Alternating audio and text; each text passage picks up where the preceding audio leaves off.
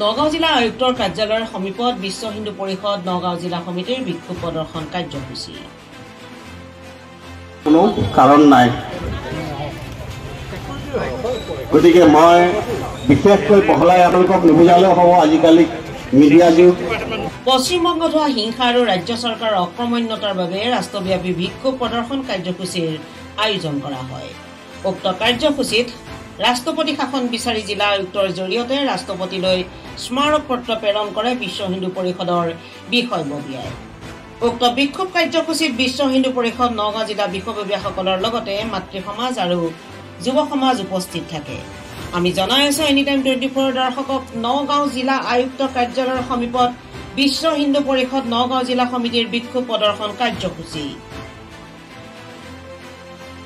পশ্চিমবংগত হোৱা হিংসা আৰু ৰাজ্য চৰকাৰৰ অক্ৰমণ্যতাৰ বাবে ৰাষ্ট্ৰব্যাপী বিক্ষোভ প্ৰদৰ্শন কাৰ্যসূচীৰ আয়োজন কৰা হয়। উক্ত কাৰ্যসূচীত ৰাষ্ট্ৰপতি শাসন বিচাৰি জিলা আয়ুক্তৰ জৰিয়তে ৰাষ্ট্ৰপতিলৈ স্মাৰক পত্ৰ প্ৰেৰণ কৰে বিশ্ব হিন্দু পৰিষদৰ বিষয়ববীয়াই। উক্ত বিক্ষোভ কাৰ্যসূচীত বিশ্ব হিন্দু পৰিষদৰ নগাঁও জিলা বিষয়ববীয়াসকলৰ লগতে মাতৃ সমাজ যুৱ সমাজ উপস্থিত থাকে।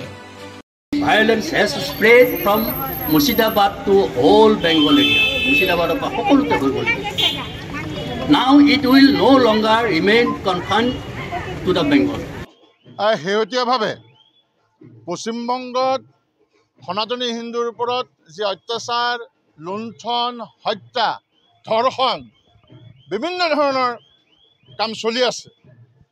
গতিকে সেই তাৰ প্ৰতিবাদত জনসাধাৰণৰ সনাতনী হিন্দু সমাজৰ জীৱন আৰু সা সম্পত্তি সুৰক্ষাৰ দাবীত পশ্চিমবংগ চৰকাৰ বৰ্তমান জনসাধাৰণৰ জীৱন সা সম্পত্তি সুৰক্ষাত চূড়ান্তভাৱে ব্যৰ্থ হৈছে। নিৰ্লজ্জভাৱে মমতা চৰকাৰ ব্যৰ্থ হৈছে।